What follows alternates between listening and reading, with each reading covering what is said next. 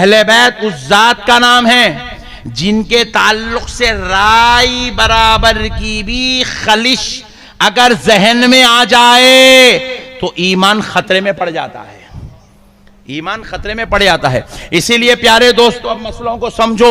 दीन समझदारी का नाम है, दीन समझदारी का नाम है। मेरे प्यारे दोस्तों, अहले बैत पाक कोई मामूली जात नहीं है। अरे आओ मैं एक बात आपको सुना दूं तो आपका ईमान ताजा हो जाएगा।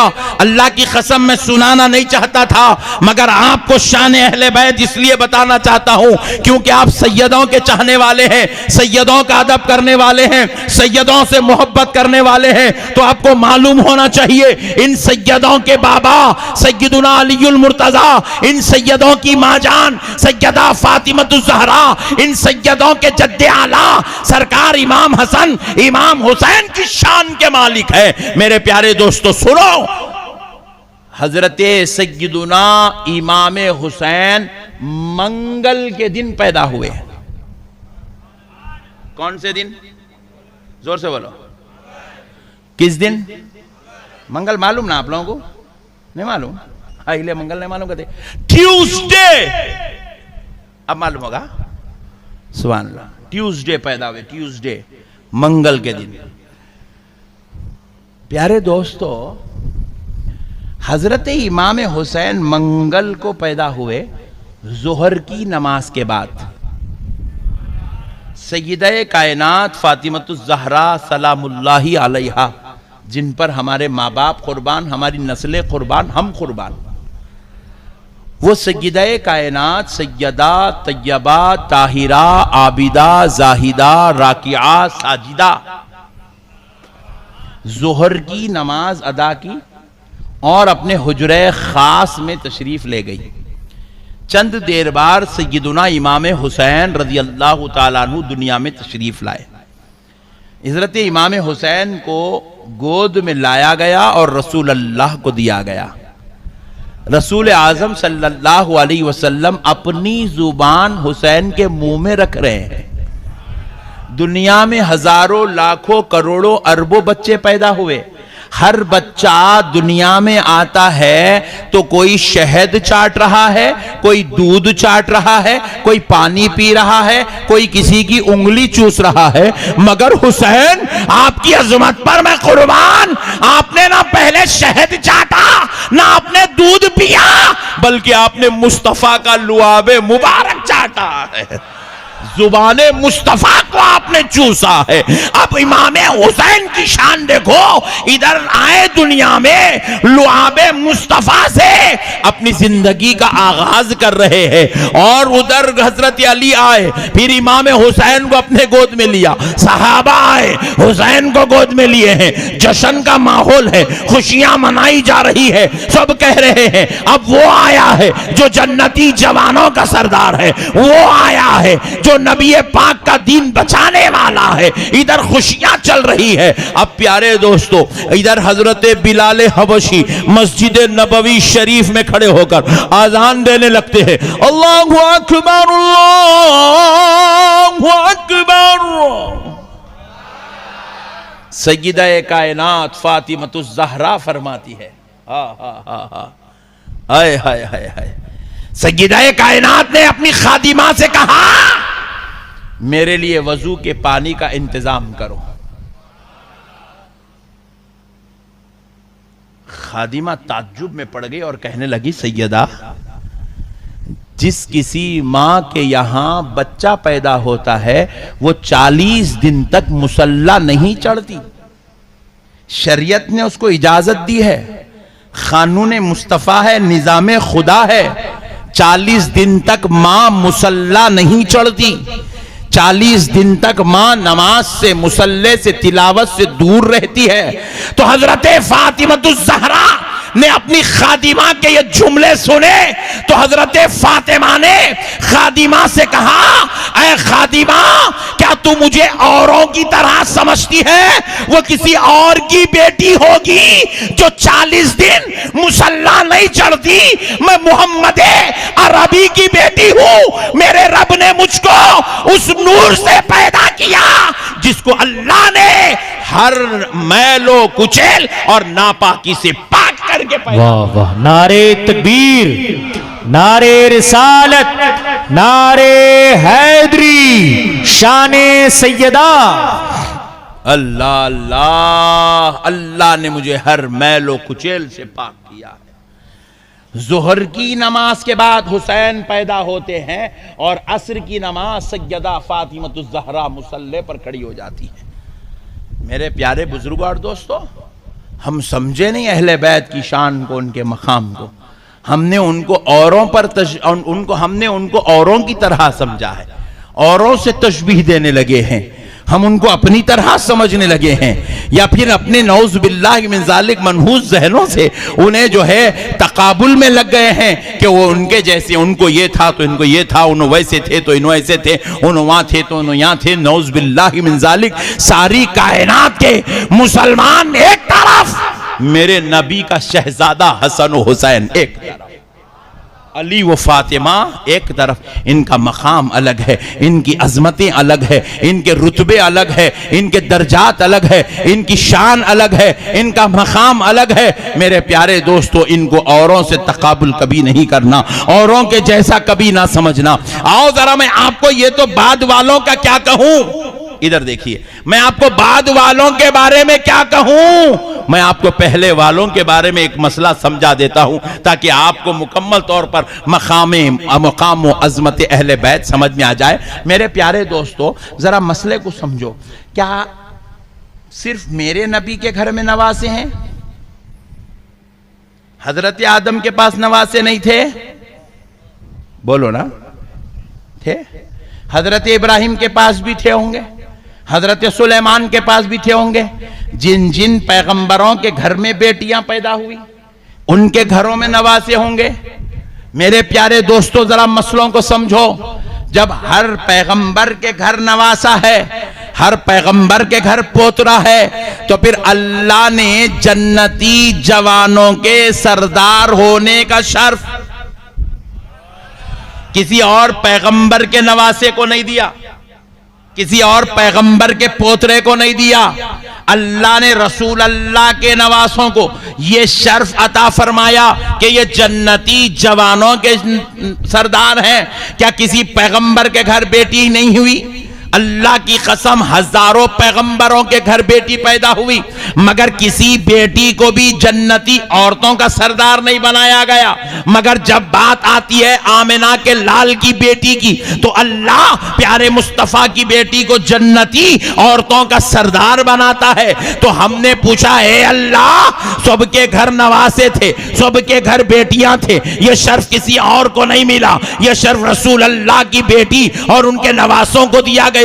इसमें बात क्या है? तो रब कहता है, मैं तुम्हें यही तो समझाना चाहता हूं, यही तो बताना चाहता हूं, यही तो दिखाना चाहता हूं कि सारों के घर बेटियां तो हो सकती है, नवासे भी हो सकते हैं, बेटे भी हो सकते हैं, पोतरे भी हो सकते हैं। वो बेटे नहीं जो पैगंबर है, मैं उनकी बात नहीं कर रहा हूं। जो पैगंबर नहीं है उनकी बात कर रहा हूं। बाज अंबिया के बेटे पैगंबर बने हैं, उनका मकाम अलग है। जो पैगंबर नहीं बने हैं, मैं उनकी बात कर रहा हूं। तो सुनो, रब कहता है बेटियां सबके घर हो सकती है। हम यही तो बताना चाहते हैं। सारे नबियों की बेटियां एक तरफ, मुहम्मदुर रसूलुल्लाह की बेटी एक तरफ, सारे रसूलों के नवासे पोतरे एक तरफ, और मुहम्मदुर रसूलुल्लाह के नवासे एक तरफ।